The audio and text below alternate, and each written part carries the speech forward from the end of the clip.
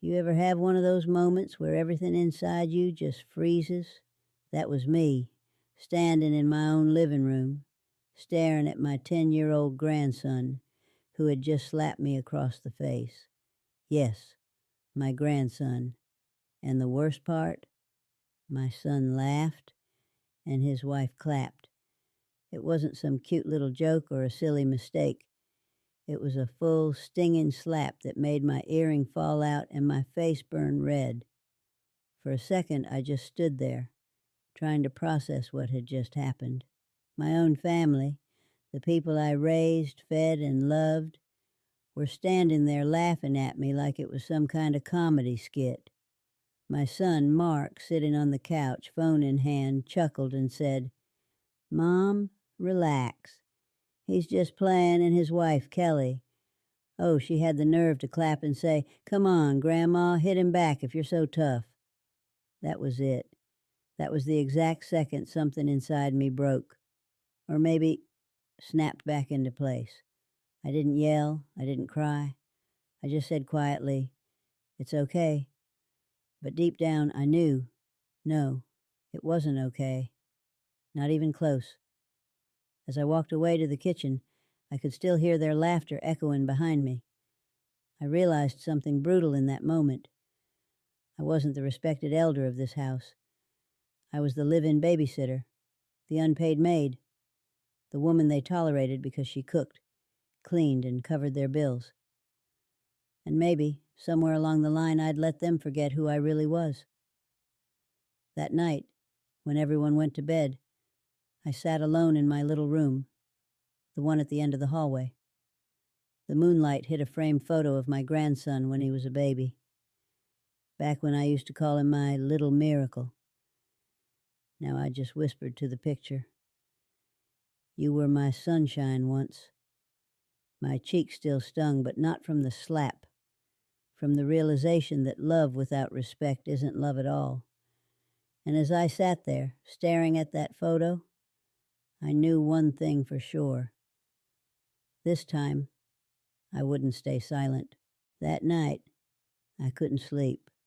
Every time I closed my eyes, I saw that moment again, the laughter, the slap, and the way my son just looked through me like I didn't matter.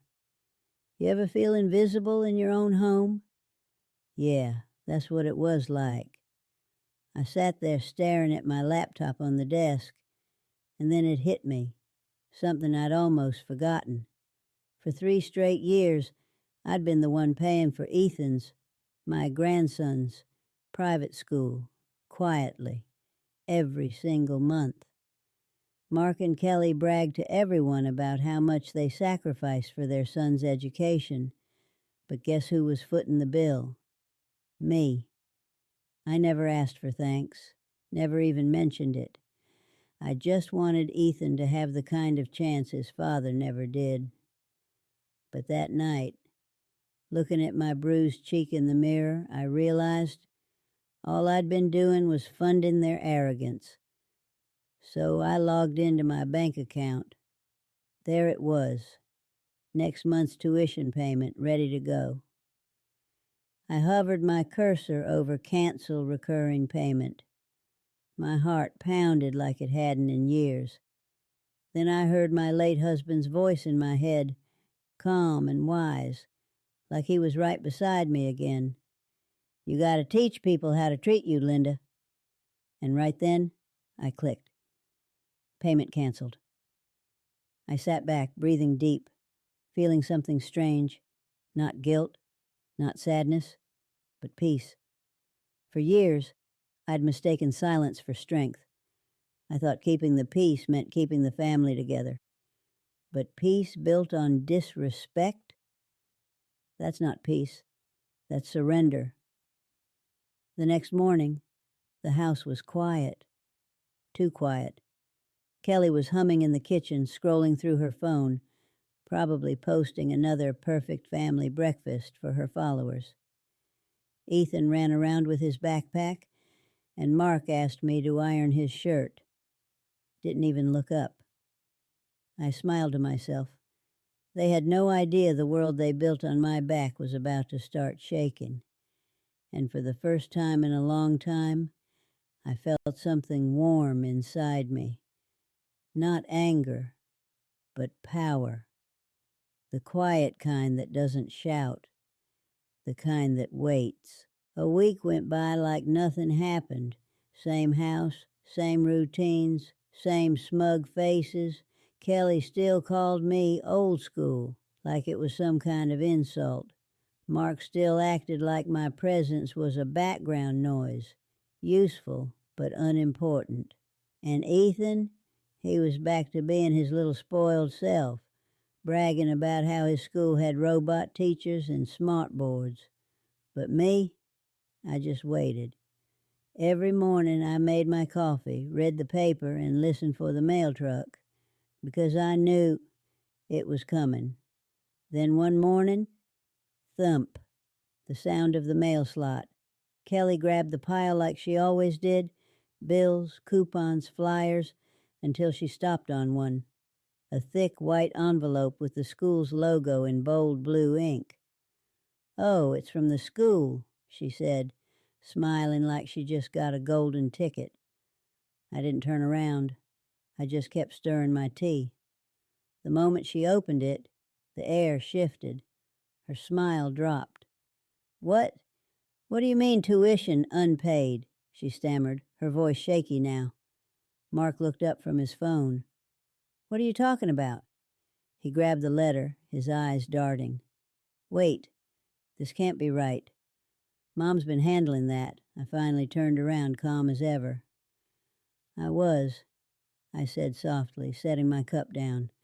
"But I'm done now." The silence that followed was thick enough to cut with a knife. Kelly blinked. "You canceled it? Are you serious? Do you know how hard it is to get into that school?" "Oh, I do," I said. "But I also know what's harder, teaching a child respect when the adults around him think cruelty is funny." Her mouth fell open. Mark's face turned red. "Mom, you can't do that." "We'll lose his spot." I folded my napkin neatly and smiled. "Then maybe next time you'll remember who's really been holding this family together." For the first time, they didn't have a comeback. No laughter, no sarcasm, just panic. And Ethan, he sat at the table, confused, his big eyes darting between us. "Grandma, did I do something bad?" he whispered. That right there almost broke me. I kneeled next to him and brushed his hair back. "No, sweetheart," I said gently. "You didn't do anything bad. But sometimes grown-ups need to learn a few lessons too." Behind me, Kelly muttered, "Unbelievable. Petty old woman." I stood up, looked her straight in the eye, and said, "No, dear, not petty. Patient." And as I turned away, a small smile crept across my face, because what they called petty, I called balance. For 3 days the house was silent.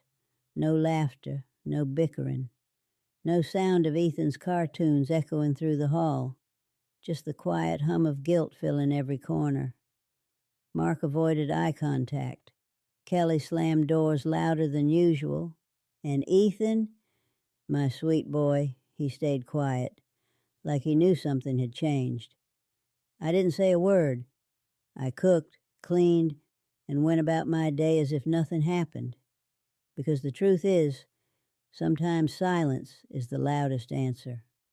On the 4th morning, there was a knock on my door. Not angry, not demanding, just soft, like regret. Mark stood there, shoulders slumped, holding a cup of coffee he probably made as a peace offering. "Mom," he said quietly, "we enrolled Ethan in public school. It's not as fancy, but we'll manage." His voice cracked just a bit. Humility, something I hadn't heard from him in years. I nodded. "Good," I said simply. "That's what parents are supposed to do." He looked at me, waiting for me to scold or gloat. But I didn't. There was no need. The lesson had already landed. Weeks passed, and slowly I began to notice changes. Ethan wasn't bragging about new shoes or gadgets anymore. Instead, he talked about a friend who didn't have lunch, so he shared his sandwich. He showed me a drawing he made, me and him holding hands under a bright yellow sun. At the top, in crooked little letters, he'd written, "Me and Grandma." When I looked at him, I saw the boy I'd once held as a baby, not spoiled, not cruel, just kind, and that was worth more than any private school could ever offer. Kelly softened too, less arrogance, more gratitude. Mark started helping with chores, even asked about my day once or twice.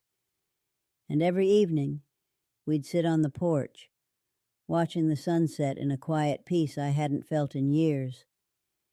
Because the real victory wasn't the unpaid tuition. It was the respect that finally bloomed in its place. You see, sometimes revenge isn't loud or dramatic. It doesn't need shouting or slamming doors. Sometimes it's as simple as taking back your power and letting silence do the talking. And if you've ever been taken for granted, remember this: you don't have to raise your voice to be heard. You just have to stop giving what's never appreciated. Hit that subscribe button if you believe respect is earned, not owed. Because this world needs more stories like that. And maybe, just maybe, one of them will sound like yours.